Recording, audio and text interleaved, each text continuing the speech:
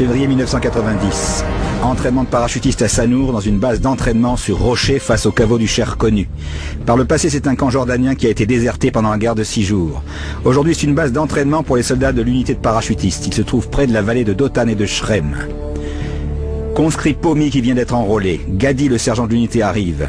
Unité 3, accueil du sergent, garde à vous. 2, 3, garde à vous. L'unité s'arrête. Elle est tendue. Elle arrête de respirer. Interdiction de penser, de sourire ou de parler. Seulement rester tendue. Le sergent passe en revue l'unité d'un regard endurci. Et il finit par donner l'ordre « Repos ». Et là, nous obéissons lentement, avec un léger marquage de pas. Kedamti a fait tomber son arme par erreur. Le sergent crie « Là-haut du bunker, contournez, revenez en 1 minute et demie, rompez ». L'unité se met à courir rapidement, mais la montée est trop dure. Le temps n'est pas respecté. Ils doivent alors tourner autour du bunker encore et encore. Et ainsi, 4 heures passent. 4 heures de contournement et de mouvement. Soit en français, entraînement à répétition.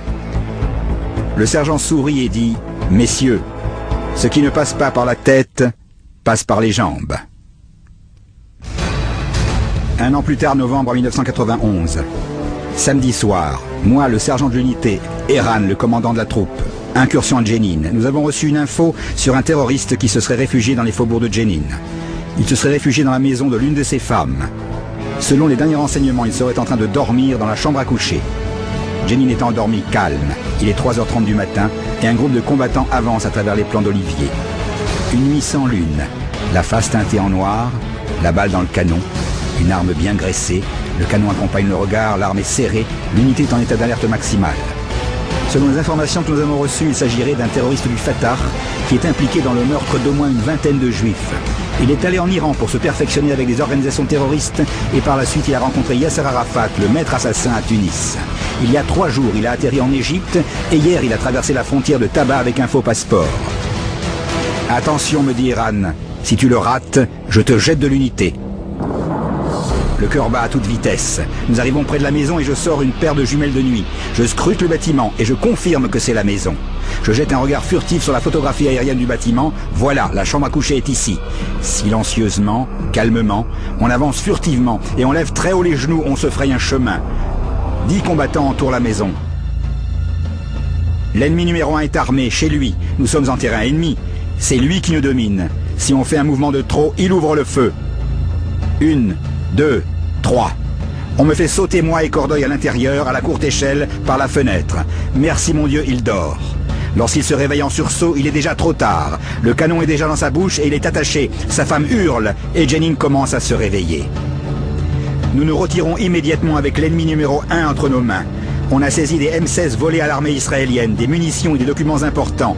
On lui bande les yeux avec du tissu, il est mains et pieds liés, et nous réalisons que nous avons risqué notre vie pour nos frères. Aujourd'hui, 5 ans plus tard, il est libéré de manière légale. Il reçoit une arme et un salaire de l'État d'Israël. Il porte une veste et une belle cravate, et il est en collaboration avec les officiers du service de sécurité générale et de l'armée. La vérité sur le conflit israélo-palestinien. Au mois d'Iyar 1948 de la création du monde, Avram, notre patriarche, est né, le père de notre nation. À l'âge de 75 ans, il sort sur l'ordre de Dieu de Haran vers la terre de Canaan avec sa femme Sarai et Lot son neveu. La terre d'Israël appartient au Saint béni soit-il. Par sa volonté, il nous l'a donnée, et par sa volonté, à Dieu ne plaise, il nous la reprend pour la donner à nos adversaires. Par sa volonté, le Saint béni soit-il nous a donné la terre d'Israël il y a 50 ans, bien que l'armée ait été faible, non entraînée, gonflée par la faim et battue par les démons, surtout après un terrible holocauste en Allemagne nazie.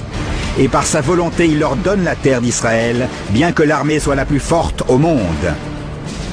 Dans un accord signé avec les mouvements terroristes, avec le costume, cravate et les ballons, ils transmettent armes et munitions destructrices, le tout payé par l'armée israélienne.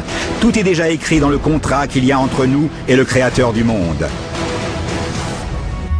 Sarai, la femme d'Avram, est stérile et demande à son mari, 10 ans après s'être installée en Israël, « Marie-toi avec Agar, peut-être que de là viendront mes enfants ». Dès qu'Agar tombe enceinte, il est écrit « Et Agar vit qu'elle était enceinte, et elle se mit à mépriser sa maîtresse ».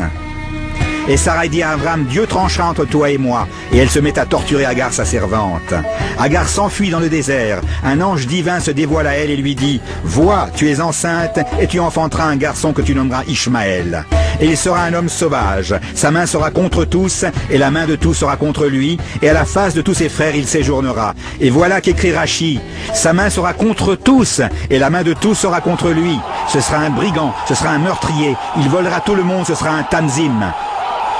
Et à la face de tous ses frères, il séjournera. Sa descendance sera grande, les Ismaélites seront nombreux et innombrables.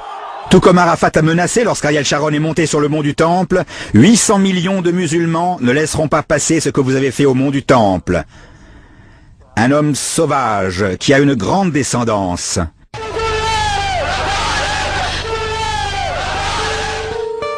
Depuis, grâce à Dieu, Abraham, notre patriarche, a eu un enfant, Yitzhak, tel qu'il le lui avait été promis par le Saint béni soit-il. Et Sarah vit que le fils qu'Agar avait enfanté, et Abraham jouait.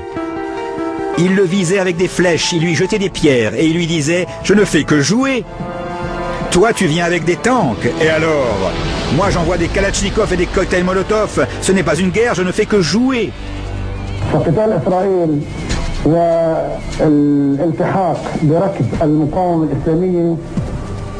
C'est pour cela que son nom est Ishmaël. Qui est Ishmaël? Dans les Pirkei de Rabbi Eliezer, fils d'Orkenos, il est dit « Pourquoi s'appelle-t-il Ishmaël ?» Parce que le Saint béni soit-il entendra le cri de son peuple suite à ce que lui fera Ishmaël. Comme il est dit « Ishmaël, Dieu écoutera et les délivrera ». Le Saint béni soit-il entendra lorsque Ishmaël fera du mal au peuple d'Israël à la fin des temps. Dieu écoutera notre cri et répondra au peuple d'Israël.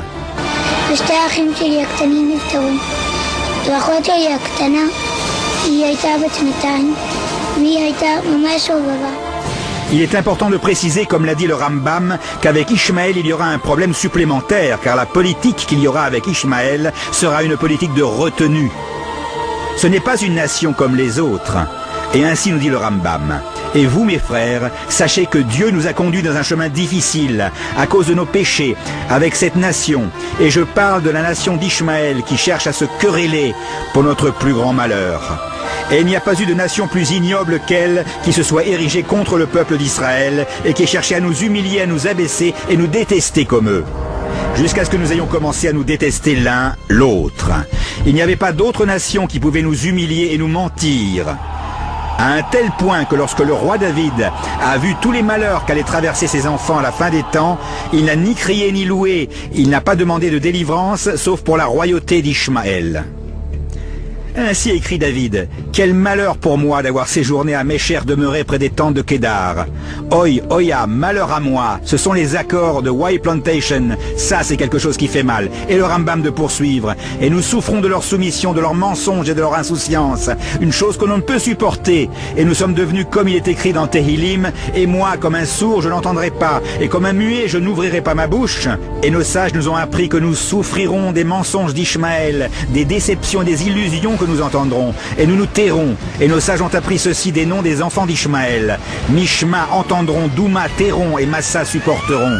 Tu entendras, tu te tairas et supporteras la douleur. Vous connaissez cette profonde douleur lorsque vous voyez un attentat, lorsque vous voyez un malheur ou lorsque vous voyez une souffrance. Et le Rambam nous dit, le plus grand malheur qu'il y aura avec Ishmaël à la fin des temps, c'est que ces trois enfants, Mishma, Douma et Massa, seront la politique de cette époque. Tu entendras, tu te tairas et supporteras la douleur. Tu ne réagiras pas. אני מציע לשכנינו לפעול ביחד להפסקת אש מיידית ומקווה שפנייה זאת תיענה על ידי הפלסטינים בחיוב. Et ainsi continue le Rambam. Et tout ce que nous subirons pour avoir la paix avec eux ne fera qu'éveiller la guerre et l'épée. Et David dit, je suis entièrement pour la paix. Et eux crient à la guerre. Ishmaël n'est pas seul. Il est avec Esav. C'est un ami et un proche parent. Esav partit vers Ishmaël et prit Mahalat, la fille d'Ishmaël, le fils d'Abraham, qui était la sœur de Nevaïot, en plus de ses femmes en tant qu'épouse. Esav se marie avec la fille d'Ishmaël. Ils se font dans la descendance d'Ishmaël. Et c'est pour cela que lorsqu'on dit dans le verset « La voix est celle de Yaakov et les mains sont celles d'Esav », là nous comprenons comment Esav a pu assister au lynch de Ramallah et montrer au monde entier ses mains maculées de sang. La voix est celle de Yaakov, mais les mains sont celles d'Esav.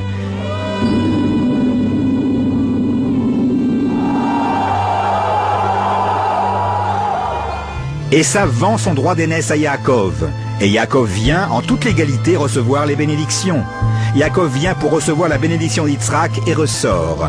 Lorsqu'Esav se rend compte que Yaakov est venu prendre avec malice ses bénédictions, de suite il poussa un grand cri extrêmement puissant et dit à son père « Bénis-moi aussi mon père ». Et Esav éleva la voix et se mit à pleurer. Yitzhak prit en considération les pleurs d'Esav et lui dit « La bénédiction que j'ai donnée à Yaakov ton frère tient sur une condition. Tu vivras par le glaive et tu serviras ton frère. Et lorsqu'il s'abaissera, tu briseras son joug de ton cou. » Et Onkelos nous dit « Et tu vivras par le glaive. Ta vie sera le glaive. Tu seras un tanzim, un assassin. Tu seras fier de te promener avec des kalachnikovs dans la rue. Et tu serviras ton frère. Malgré tout, tu serviras ton frère. Et lorsqu'ils transgresseront les paroles de la Torah, si à Dieu ne plaise, le peuple d'Israël transgresse les commandements de la Torah, tu briseras son joug de ton cou et tu domineras Israël.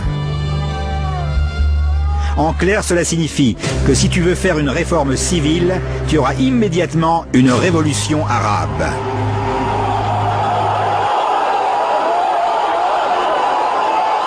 Il n'est pas difficile de se rappeler de la réforme civile. C'était le Shabbat Tshuvah, le Shabbat du repentir. Revenez vers moi et je reviendrai vers vous, nous dit le Saint béni soit-il. C'est ce que nous avons proclamé dans les synagogues. Et ce même Shabbat, nous avons lancé un appel pour ramener les enfants à la maison. Et c'est sur le chemin de Shabbat, par le village Chouba, que sont venus des terroristes et ont kidnappé 3 soldats. Revenez vers moi et je reviendrai vers vous. En hébreu, cela provient de la racine Chouv. Ce même Shabbat, Mathet Yosef est assassiné dans le tombeau de Yosef. La voix est celle de Jacob et les mains sont celles d'Esav. Et le Talmud nous dire, si la voix est celle de Jacob, soit la Torah est étudiée, les mains d'Esav ne peuvent nous dominer.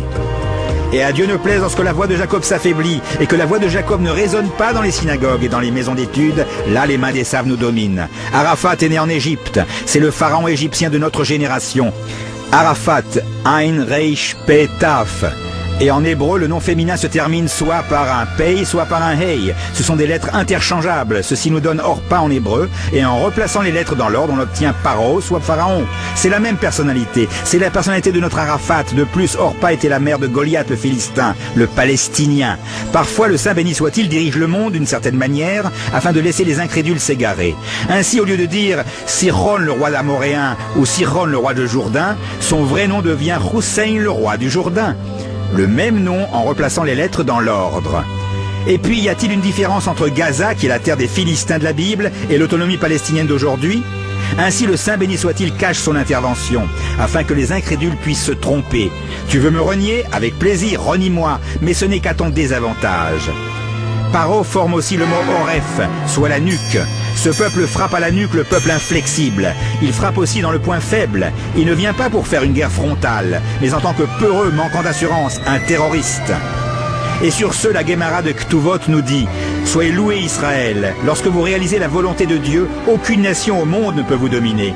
Mais lorsque vous ne faites pas la volonté de Dieu, il vous remet entre les mains d'une nation lâche, shfela en hébreu. » Lorsqu'on intervient le hei avec le taf dans le mot shfela, on obtient le mot pléchet, soit philistin ou palestinien. Que t'arrive-t-il, Yasser Arafat? Dieu m'a fait souffrir. Yasser en hébreu, mais ne m'a pas exterminé. Yasser, pourquoi te fais-tu appeler palestinien? Ce n'est pas pour rien. Le palestinien est philistin, soit envahisseur en hébreu. Les Philistins sont venus envahir le peuple d'Israël. Philistin vient de la même racine que Chafel, soit lâche. Ils recherchent des choses toutes faites pour se les approprier. Il n'est pas étonnant de voir qu'ils ont kidnappé les femmes de nos saints patriarches, leur puits la terre d'Israël, et Samson soit s'approprier quelque chose de tout fait. Il n'est pas étonnant de voir qu'il y a 100 ans, il n'y avait pas plus de 6 000 Arabes en Israël. Et de l'autre côté, il y avait plus de 35 000 Juifs. Et au moment de la fondation de l'État d'Israël, 1 million d'Arabes. Et aujourd'hui, il y en a plus de 3 millions. S'approprier quelque chose de fait.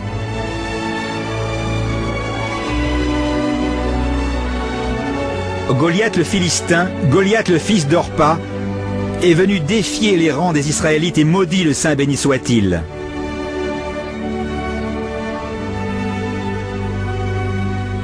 Mais face à lui se tient David, qui dit au peuple d'Israël, « Comment pouvez-vous le laisser défier les rangs israélites ?» Et là, David part en guerre contre Goliath. Et David dit à Shaoul, « Puisque ton serviteur a combattu le lion et l'ours, cet incirconcis de Philistin aura le même sort, puisqu'il a défié les légions du Dieu vivant. » Sa seule et unique faute est d'avoir méprisé le Saint béni soit-il. Il a maudit le Saint béni soit-il. Goliath ne voulait pas que l'on écrive avec l'aide de Dieu. Vient Shaoul et essaye d'enfiler à David l'uniforme, l'armure et l'épée. Et David lui dit, « Je ne suis pas habitué à ces choses-là. » Il prend un bâton et 5 cailloux lisses en rapport avec les 5 livres de Torah. Et Goliath le Philistin s'enorgueillit avec son blindage et son bouclier et regarde ce petit personnage avec son bâton et ses pierres qui crie « Dieu est grand !» Soit ce que disent aujourd'hui les Arabes, Allah ou Akbar. Et il lui dit, tu viens te mesurer à moi avec des pierres et des bâtons? Quoi, je suis un chien? Et David lui répond, je ne viens pas me mesurer à toi ni avec une armée, ni avec la force, ni avec une lance, ni avec un javelot. Je viens à toi au nom de l'Éternel, le Dieu des légions d'Israël que tu as insulté. Et une seule pierre l'a fait tomber. Par quel mérite avons-nous pu revenir en Terre Sainte? Quel est notre mérite dans cette guerre si le nom de Dieu, le Dieu des légions d'Israël, nous l'avons oublié? Chez Epiphaïn, chef de brigade des Givati, en 1988, il écrit dans les documents de Tsahal, avec l'aide de Dieu, et au Parlement il s'est fait réprimander. Tu ne dois pas dire avec l'aide de Dieu, ici on ne dit pas avec l'aide de Dieu. Et les Arabes sont venus nous le rappeler. La ilaha Allah, le Seigneur est Dieu. Bismillah et Rachamen Rachim, au nom du Dieu miséricordieux et bienfaisant. Essaye au moins d'apprendre une chose de ton partenaire, mon cher.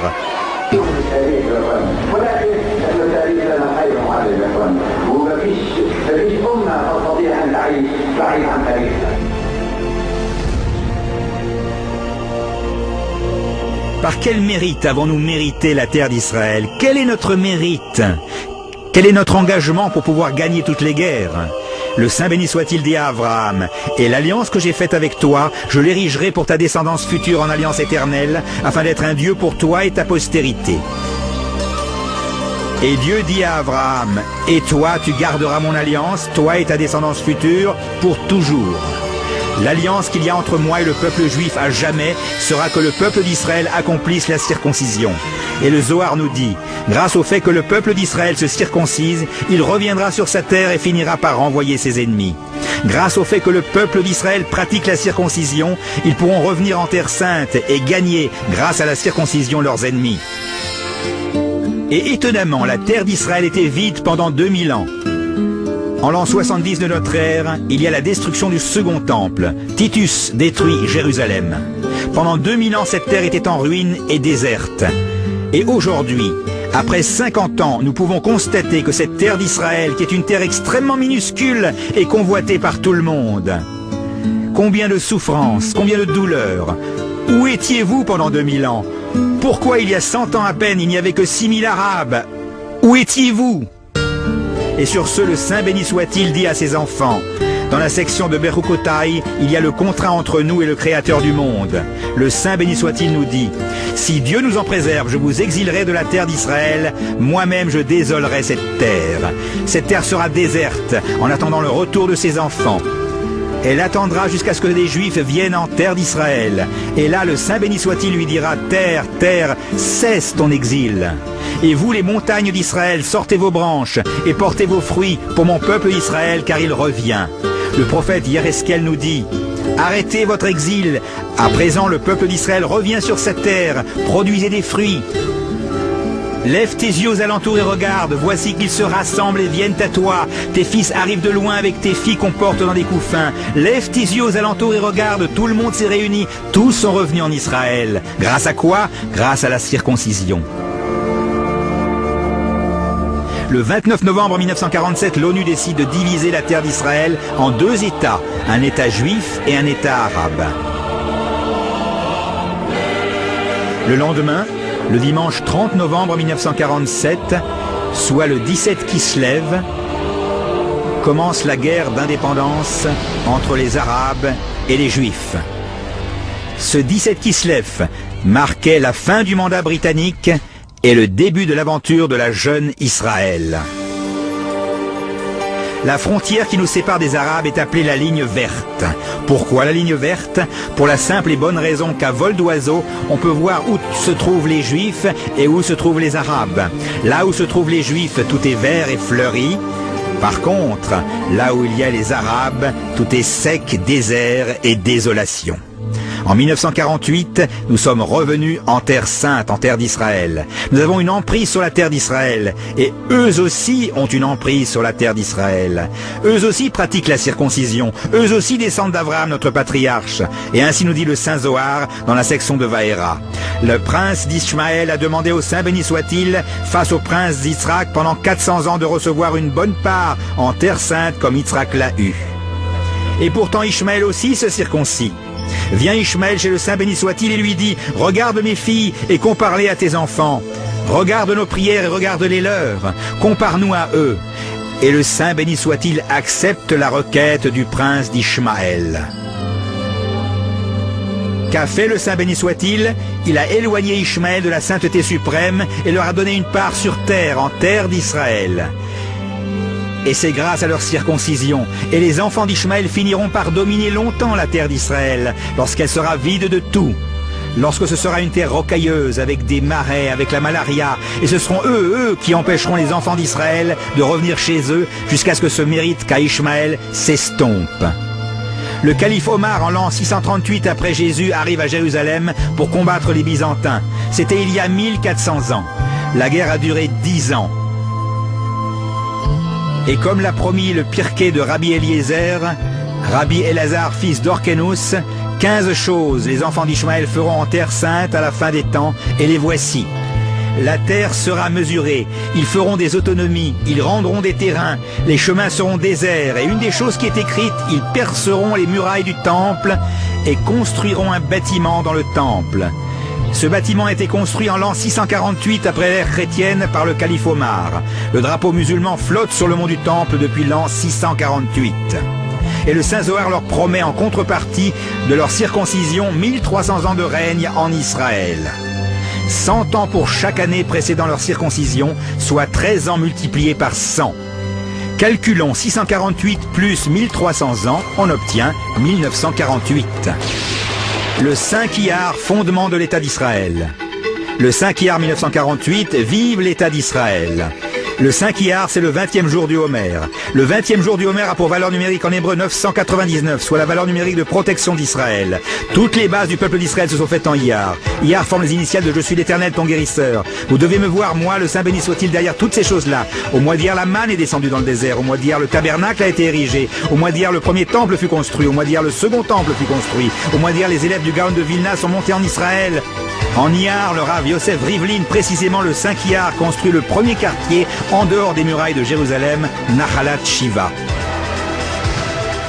En Iyar, l'État d'Israël fut proclamé. Le 28 Iyar, Koach en hébreu, il a montré la force, soit Koach, de ses actes à son peuple afin de leur donner l'héritage des peuples. C'est la guerre de 6 jours. Le 5 Iyar, l'État fut proclamé. Être un peuple libre dans notre terre. Nous avons tellement raillé sur les Juifs d'Europe. Ils sont partis comme des agneaux à l'abattoir. Nous avons brisé le mythe. Un Juif fier, combattant avec une mèche et le fameux bonnet. Nous avons rendu service au Saint béni soit-il en insérant son nom dans la charte d'indépendance. Et remercier le Saint béni soit-il, n'y a-t-il pas de remerciement?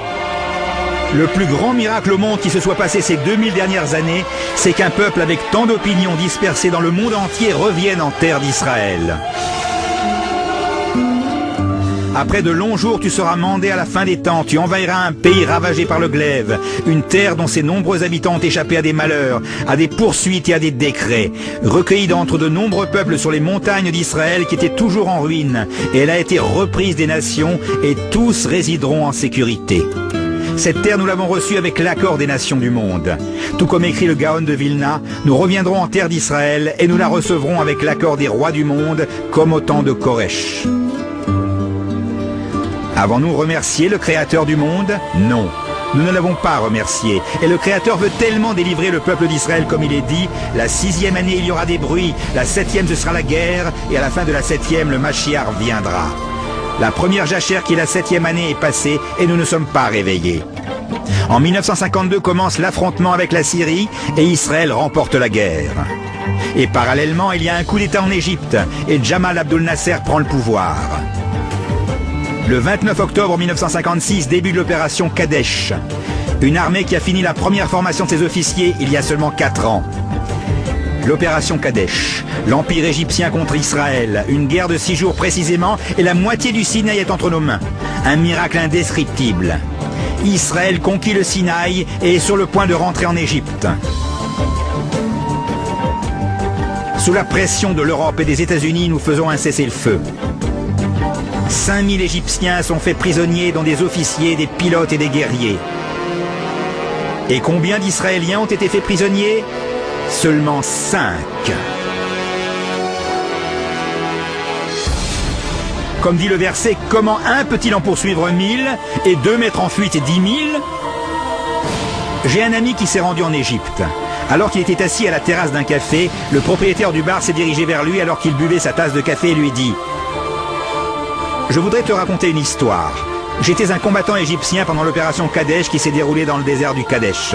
Je me suis battu contre vous. Moi et toute mon escadrille, nous vous avons assaillis. Vous les Israéliens, vous étiez une minorité contre une majorité. Mais soudain, il y a eu une tempête et du vent. Et une tempête de sable s'est abattue sur nous. Et nous sommes tous tombés raides morts. Je suis un rescapé. Je suis le seul survivant de mon escadrille. Comment est-ce possible ? Le colonel Ouri Benari, le chef de brigade numéro 7, écrit dans son livre « Presque sans donner d'ordre, en moins de 3 jours, nous avons avancé 15 km depuis la frontière du canal. Les Égyptiens ont laissé leurs chaussures et se sont enfuis. Avons-nous remercié Dieu? Non. Moshe Dayan s'attribue la victoire et le Saint béni soit-il dit « Enfant turbulent, grâce à qui avez-vous gagné ?» Et en contrepartie, nous proclamons la nouvelle Israël, liberté de religion, liturgie, science. Et un juif religieux se fait tuer dans le quartier de Mea Shearim, à côté du cinéma Edison, lors des manifestations pour le respect du Shabbat, au lieu de remercier le Créateur du monde. Le Saint béni soit-il attend. En 1964, veille de l'année de Jacher, soit de la 7e année. Hôtel intercontinental sur le mont des Oliviers. Yasser Arafat revient à Jérusalem. Et cette fois-ci, il obtient le rôle du président du Fatah, la branche militaire de l'OLP, l'Organisation pour la libération de la Palestine. Il engage sans concertation avec les pays arabes des combattants armés qui recherchent la guerre. Ensemble, nous libérerons la Palestine. La veille de la 7e année, Ahmad Choukairi, le président de l'OLP, et Yasser Arafat, le président du Fatah. À la fin de la 7e année, Mashiach peut se dévoiler et nous ne comprenons toujours pas. Et à la fin de la 7e année, c'est la guerre de 6 jours. Tout le monde arabe est contre nous. Dans les caricatures, on peut voir 8 armées arabes qui menacent de faire la guerre. Et le Saint béni soit-il nous fait tenir dans un coin et nous dit « Peut-être maintenant, mes chers enfants, vous comprendrez pendant ce long laps de temps que ce n'est ni par l'armée ni par la force, mais seulement avec l'Esprit de Dieu. » Comme dit le verset, eux avec des charrettes et des chevaux, et nous venons seulement avec le nom de Dieu. Et nous attendons longuement apeurés. Le rabbinat militaire ordonne de déraciner des vergers afin de faire de la place pour 50 000 tombes pour les soldats de Tsahal. Et l'État d'Israël se trouve dans un terrible effroi. Nasser et tous les pays arabes s'enorgueillissent. Il n'y a aucune chance qu'il reste quelque chose d'Israël. Il y a une caricature d'Israéliens en maillot de bain, à qui il ne reste plus qu'à plonger à la mer, et 8 canons de tank des 8 armées arabes sont pointés sur lui. C'est une caricature qui est apparue dans le journal libanais Al-Jamida. Que vous reste-t-il, Israël? Vous n'avez aucune chance, les pays arabes appellent et se préparent à la destruction d'Israël. Et le monde entier observe ceci sans aucune réaction. Ça nous rappelle la sortie d'Égypte, nous étions à la frontière, et il ne nous restait plus qu'à nous enfuir vers la mer, et tous les pays arabes nous entouraient. Ça nous rappelle ce qui se passe aujourd'hui. Nous n'avons pas d'autre possibilité, soit nous enfuir vers la mer, soit nous retourner vers le Créateur du monde.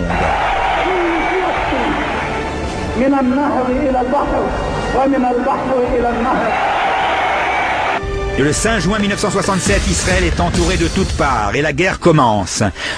Le front égyptien, jordanien, irakien, l'Arabie saoudite, des guerriers issus des terroristes palestiniens, le front syrien et le front libanais. 7h46, les avions de l'armée de l'air attaquent les aéroports dans le Sinaï en Égypte et en moins de 2 heures, 450 avions ennemis sont détruits.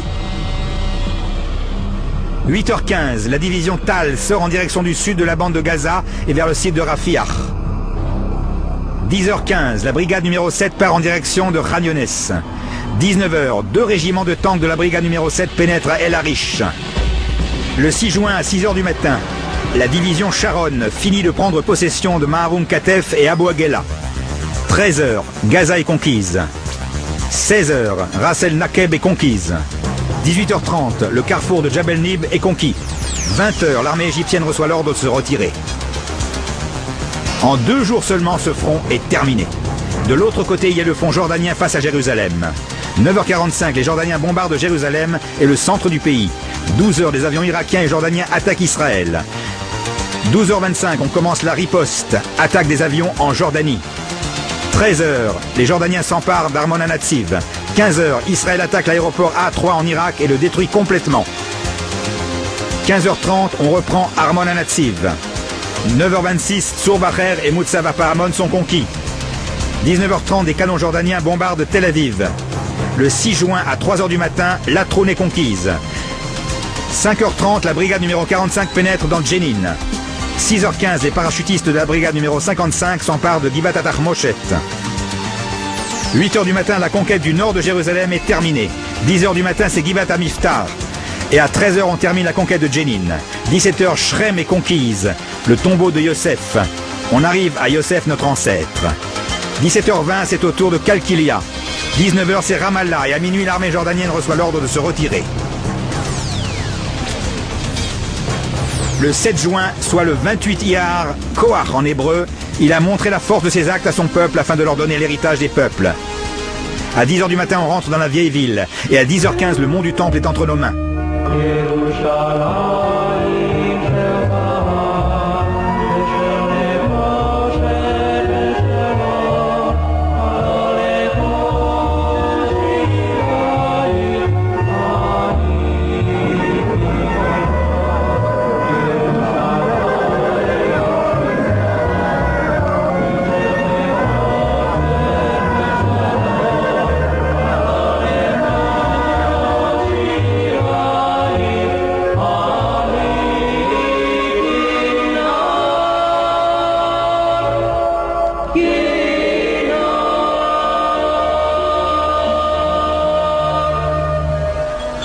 13h, tout le carême est conquise. À midi, le combat est terminé. Que faire maintenant? On reçoit l'ordre de se diriger vers le Gush Etzion et à 18h, Gush Etzion est conquise. À 19h30, Jéricho est conquise. Remarquez bien, à 9h45, le front jordanien a commencé et à 10h15, le mont du Temple est déjà entre nos mains. Après 24h30, comment un peut-il poursuivre 1000 et 2 mettre en fuite 10 000? En 3 jours, la vieille ville, tout le Karem et Shrem sont entre nos mains. On commence la semaine avec une guerre et mercredi, presque tout est entre nos mains. On reçoit l'ordre de conquérir Hebron à 6h du matin et à 6h30, Hebron est conquise. Le 8 juin à 13h, la guerre est terminée. Et que reste-t-il? En 4 jours, tous les fronts ont été achevés. Il ne reste plus qu'un front, le front syrien. Le front syrien était complètement abandonné. Les avions syriens ont attaqué Haïfa et Rosh Pina, mais nous n'avions pas assez d'armées pour riposter. Le 9 juin, 4 jours après le début de la guerre, à 7h20 du matin, le ministre de la Défense ordonne d'attaquer le Ramat HaGolan. À 11h30, la brigade numéro 8 se prépare et commence le combat contre les Syriens dans le nord de Ramat HaGolan. À 11h30, début du combat. À 18h30, cessez-le-feu. 7 heures de combat et la guerre est terminée. C'est la fin de la 7e année. Comme il est dit, la 6e année, il y aura des bruits, la 7e, ce sera la guerre, et à la fin de la 7e, le Mashiach vient. Qu'avons-nous dit au Saint béni soit-il? Avons-nous dit au Saint béni soit-il, merci beaucoup pour tout ce que tu as fait? Avons-nous dit, ce jour, Dieu nous l'a fait, allons nous réjouir? Les Arabes se sont enfuis en laissant leurs chaussures. Le Waqf ne s'attendait pas à ce que Moshe Dayan le recherche et lui a donné les clés du mont du Temple. Il ne s'attendait vraiment pas. Et seulement 7 heures en finir avec le front syrien, 24h30 avec le front jordanien, Shrem en 2 heures, Jenin en 1 heure. Pour sortir ma tête Yosef du tombeau de Yosef, ça a été un combat de 13 heures qui a échoué. Et là, nous ne remercions pas le Saint béni soit-il. Mais nous avons dit, ce sont nos bombardiers, ni plus ni moins, c'est tout. Mais remercier le Saint béni soit-il, non, c'est trop demandé. Et juste après la guerre, on gonfle le thorax, toute la terre est entre nos mains. Gaza, Jéricho, Shrem, Sanour, le tombeau de Joseph, le Sinaï, le tombeau de Rachel, le mont du Temple, rien ne manque. Dire merci au Créateur du monde, non, c'est difficile. Par contre, on remercie Tsahal. Les drapeaux de la victoire flottent dans tout le pays avec les généraux de Tsahal qui défilent et Israël croit en Tsahal. Et qu'en est-il des remerciements au Saint béni soit-il? Le seul remerciement qu'il ait reçu est qu'on ait décidé après la guerre de commencer à faire marcher la télévision le Shabbat. Avant la guerre, même à un juif loin de la Torah et des mitzvot, il semblait évident qu'une télévision israélienne ne soit pas allumée le Shabbat. À la fin de la guerre, après tous les combats, le Saint béni soit-il regarde ce peuple qui est têtu et là, il recommence. 4 ans plus tard, Arafat devient le président de l'OLP et dit explicitement « Je vais conquérir la Sainte Palestine et je vais égorger tous les Juifs jusqu'à ce que leur sang abreuve la Sainte Palestine. »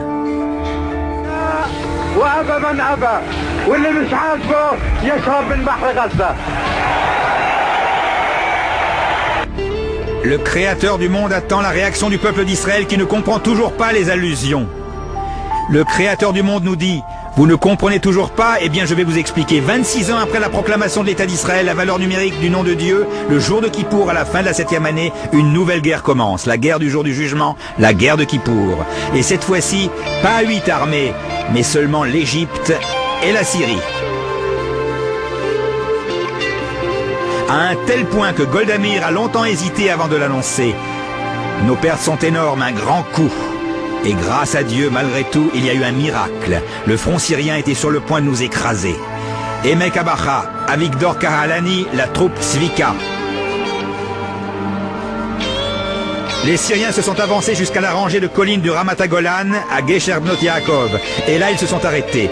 Pourquoi se sont-ils arrêtés? Pourquoi n'ont-ils pas avancé plus que ça? Dans le butin syrien, on a retrouvé des habits civils. Les Syriens ont promis qu'ils entreraient à Dieu ne plaise et qu'ils prendraient nos filles. Les commandants syriens leur ont dit « Prenez avec vous des habits civils et allez à Yafo, à Tel Aviv, à Haïfa et Tibériade. » Mais il y a eu un miracle. Ils se sont arrêtés sur la rangée de collines de Ramat Golan. Et Avigdor Kahalani raconte, je suis tout seul avec 3 tanks. J'ai arrêté 150 tanks syriens. La guerre du jour du jugement, au moment où l'homme s'isole avec son Créateur. Au moment où le Saint béni soit-il a dit à ses enfants, mes chers enfants, je veux vous délivrer. Au moment où tout le monde était dans les synagogues et maisons d'études, au moment de la prière de Neila, au moment du service des Kohanim. Car vos pensées ne sont pas comme les miennes. Les Égyptiens ont pensé attaquer Israël le jour de Kippour et ainsi remporter la guerre. Mais c'est juste l'inverse qui s'est produit. C'est précisément le jour de Kippour où nous étions les plus vigilants. Tout le monde était dans les synagogues et criait « C'est la guerre, c'est la guerre !» Avons-nous remercié le Créateur du monde? On a commencé à le remercier. Le peuple d'Israël a commencé à comprendre l'avertissement et les mouvements de repentir ont fait leur apparition. La yeshiva d'Or HaChaim, d'Or Sameach, Machon Meir et bien d'autres, les gens commençaient à réfléchir. Et ils voyaient le nom de Dieu dans la guerre du jour du jugement.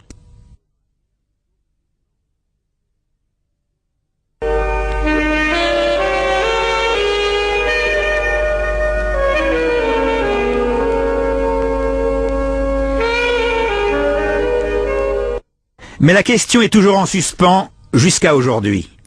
Comment se fait-il que les Syriens se soient arrêtés sur la rangée de collines de Ramat Golan? La réponse est écrite par un combattant du Mossad qui a questionné le commandant de la 9e division syrienne dans le Ramat Golan.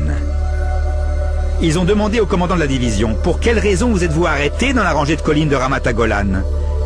Et le commandant répond « Je voudrais bien te voir à ma place. Comment peux-tu traverser la rangée de collines syriennes lorsque tu as en face de toi une rangée d'anges blancs qui se trouvent sur ces collines ?» Et il y a une main blanche qui est sortie du ciel et qui m'a fait signe de m'arrêter.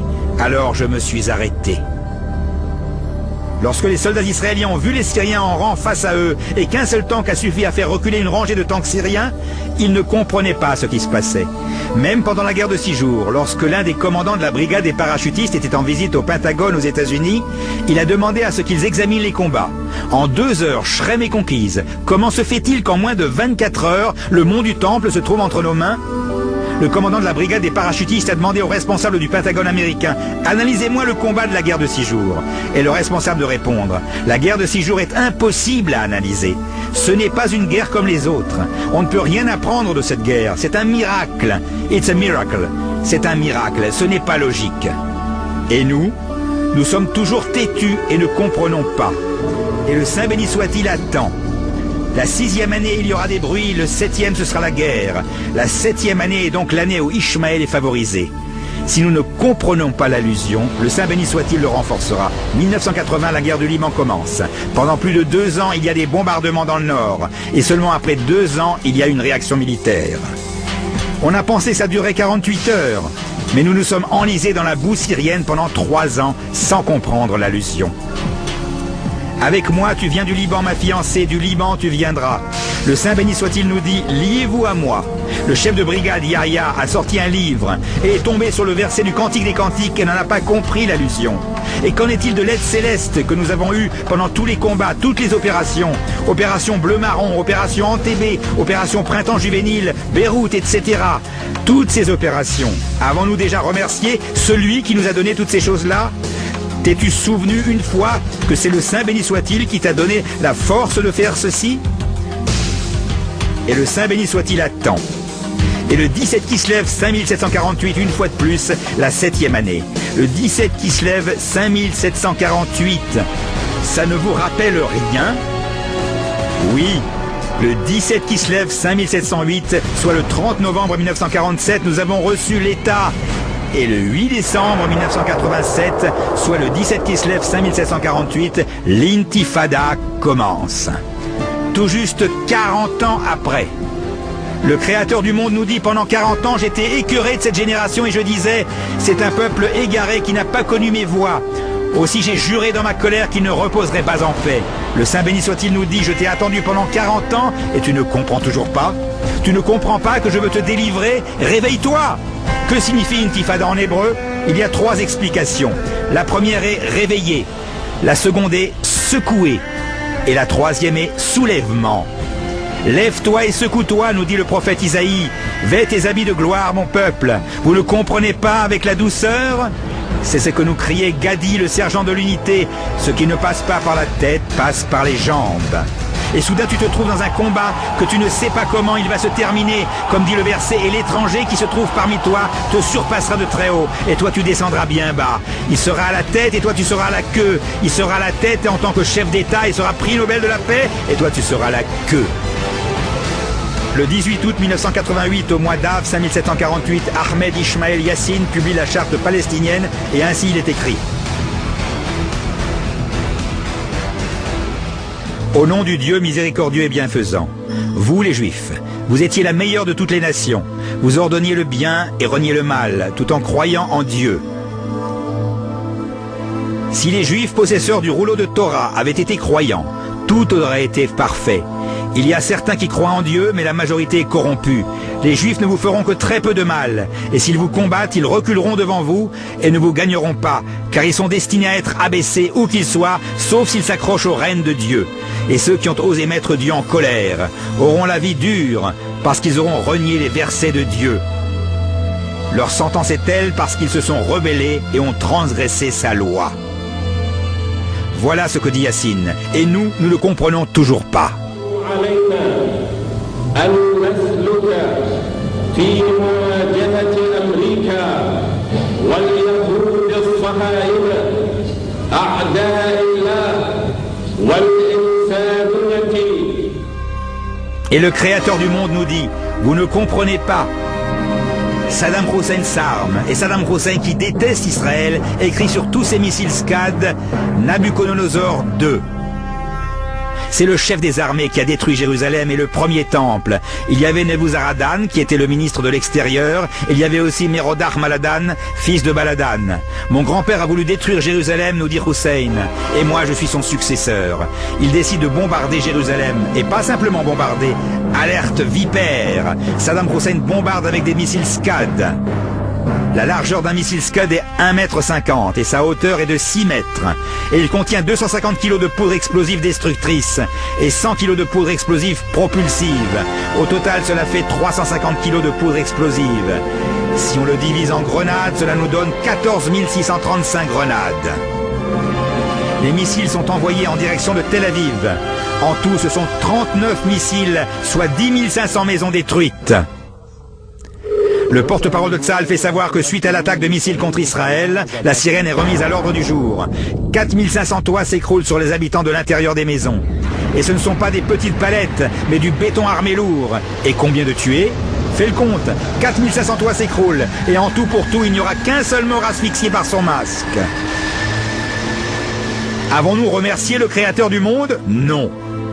On a juste affirmé que les quartiers généraux d'arrière-garde étaient prêts. Nachman Shai, le porte-parole de Tzahal, était dans une fête de grâce et a dit « J'ai honte. Si j'en avais la force, j'aurais aussi mis une kippa. » Fin de citation. Mais le public israélien est toujours dans le flou. Alors le Saint béni soit-il nous fait entrer dans un processus divin.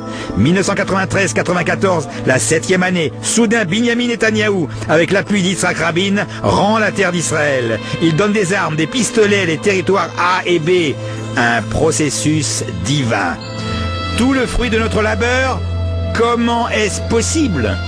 Soudain, nous nous trouvons dans une situation d'armée désemparée. Nous n'avons plus de force. Nous ne sommes plus capables de riposter. Tout comme nous dit le Talmud sur l'explication du verset de Daniel, quand la puissance du peuple saint sera brisée, tous ces événements cesseront. Et Rachid expliquait, lorsque la puissance du peuple juif se brisera jusqu'à ce que l'on soit fortement humilié, ces malheurs cesseront et Mashiach viendra. Le Saint béni soit-il veut montrer au peuple d'Israël qu'il dirige tout vraiment. Mai 94, ordre de s'enrôler, le Sud-Liban. On sort vers l'ouest, près de Motsaré à Shomriot, sur le fleuve Eitan. Je suis le commandant de troupe. La troupe avance. Et derrière moi, il y a Ariel qui est officier des tanks Merkava. Il me couvre et conquiert des territoires. Il me fait savoir dans le talkie-walkie, permission d'avancer. Ainsi on avance sur 20 km dans un territoire ennemi. Les dangers sont connus mais le but est devant nos yeux. Le but, protéger les installations du Nord. Ehud Barak est alors chef d'état-major et Yitzhak Mordechai est commandant en chef. Leurs mots sont encore gravés dans ma mémoire et ainsi a dit Barak. Tant qu'il y aura des combats dans le Sud-Liban, nous ne bougerons pas de la ligne rouge. Il vaut mieux qu'un soldat soit tué plutôt que ce soit une petite fille de Kriyat Shmona. Tzahal est fort et a la possibilité de vaincre facilement les terroristes du Hezbollah. Et nous avançons. Moi en premier et Ariel le tankiste ferme la marche. Et sur la route, il reçoit un missile. Il meurt sur le coup. Que Dieu venge son sang. Aujourd'hui, on est en l'an 2000. Nous nous sommes enfuis du Liban. Le plus grand terroriste est considéré comme un VIP, Very Important Person. Il nous est interdit de rentrer dans les territoires sous domination palestinienne. Il nous tire dessus avec des revolvers de paix. Et la situation dans laquelle nous nous trouvons est la prophétie du Saint Zohar. Les enfants d'Ishmaël vont éveiller toutes les nations du monde pour venir faire la guerre contre Jérusalem. Ainsi écrit le Zohar. Ils vont éveiller une guerre contre Jérusalem. Intifada de Jérusalem. 52 ans après la proclamation de l'État d'Israël, la 7e année précisément, le Shabbat Shuvah, dans le tombeau de Joseph, Matret Yosef se fait assassiner. Le 14 Tishrei 5761, soit 2001, 2 soldats sont kidnappés à Ramallah. Toutes les unités de Tzahal sont à l'entrée de Ramallah. Interdiction d'entrée, c'est illégal. Un officier de haut rang me dit que depuis que Ron Arad a été fait prisonnier, nous n'avons plus le droit d'entrer. Je me suis ramassé une claque, je n'aurais jamais cru que le jour où Ron Arad avait été fait prisonnier, ce serait nous qui serions interdits d'entrer. Ça, c'est une politique de retenue, Mishma, Douma ou Massa. Tu entendras et tu te tairas et supporteras la douleur. Le Saint béni soit-il nous dit, vous ne comprenez pas que tout ceci est fait pour éveiller une guerre contre Jérusalem? Et ainsi écrit le Gaon de Vilna. C'est dans Kol HaTor, chapitre 6. Un élève du Gaon de Vilna lui a demandé « Que pouvons-nous faire pour rapprocher la venue du Mashiach, pour délivrer le peuple d'Israël ?» Le Gaon lui a répondu « Si vous réussissez à amener 600 000 personnes en Israël, ou un demi-million de Juifs à l'endroit qui se nomme les portes de Jérusalem, là vous aurez la force d'annuler le mauvais penchant et de vivre la délivrance finale. »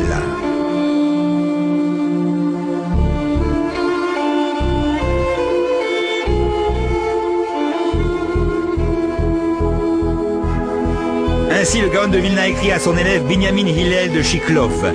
Et lorsqu'il voit cette chose-là, il se rend compte que c'est une mission très difficile. Comment amener 600 000 Juifs à l'endroit nommé les portes de Jérusalem? Comment est-ce possible? C'est à peine s'il y a 10 personnes en Israël. Comment est-ce possible? Ça fait 2000 ans que le temple est détruit et il n'y a jamais eu autant de Juifs à Jérusalem. Comment est-ce possible? Le tonnerre et les éclairs, barak en hébreu, ne sont là que pour nous retirer les doutes du cœur. Il y a 2 ans, Aaron Barak nous a fait le travail. Il y a 2 ans, Aaron Barak, dans la manifestation connue, pas au mur d'élémentation, pas au Gan Saker, mais aux portes de Jérusalem. Il y avait à part ça près de 150 000 femmes et encore un autre million de juifs qui s'est lié à eux par l'intermédiaire de la radio et ont récité ensemble le Shema. Écoute Israël, l'Éternel est notre Dieu, l'Éternel est un.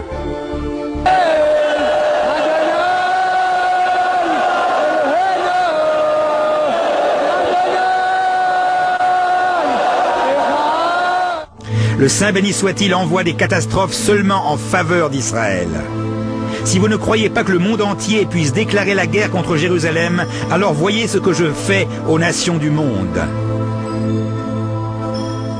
Juste après la manifestation, un petit pays dont nous n'avons jamais entendu parler, la Yougoslavie, où il y a des millions de réfugiés musulmans albanais qui ont pris possession du Kosovo.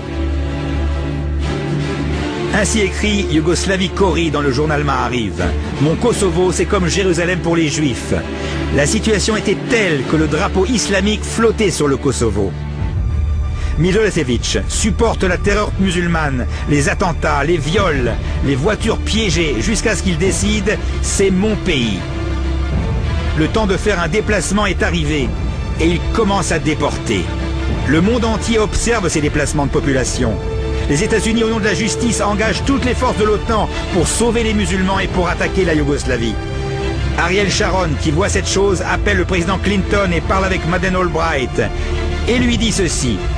Madeleine, aujourd'hui, tu rentres au Kosovo et demain, tu seras à Jérusalem.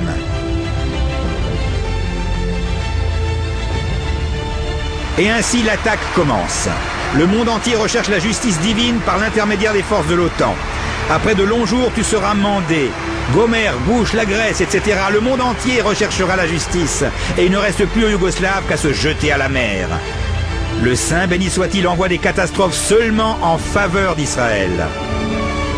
Et ainsi le Saint béni soit-il fait savoir à Israël à travers le Zohar, les enfants d'Ishmaël vont éveiller toutes les nations du monde pour venir faire la guerre contre Jérusalem. Réveillez-vous mes enfants, réveillez-vous.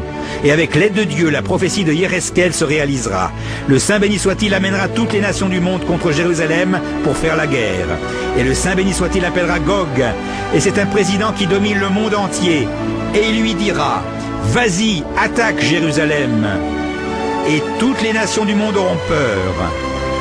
Mais finalement, ils réuniront leurs forces et se diront qu'ils peuvent venir guerroyer. Et l'épée entretuera, et je ferai pleuvoir des pierres de grêle et leur chair se dissoudra. Et le mont des Oliviers se fendra, et nous entendrons le chauffard du Mashiach.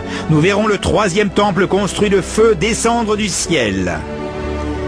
Et le monde entier sera en direct, à la BBC, à la CNN, à la télévision israélienne. Le Seigneur Dieu revient dans son temple. Et je serai grand et saint et je me ferai connaître aux yeux de tous les peuples et ils sauront que je suis Dieu. Et à toi se pliera tout genou et jurera toute langue. Tous se prosterneront et tomberont et en l'honneur de ton nom ils te glorifieront. Et ce sera ce jour-là, Dieu sera unique et son nom aussi.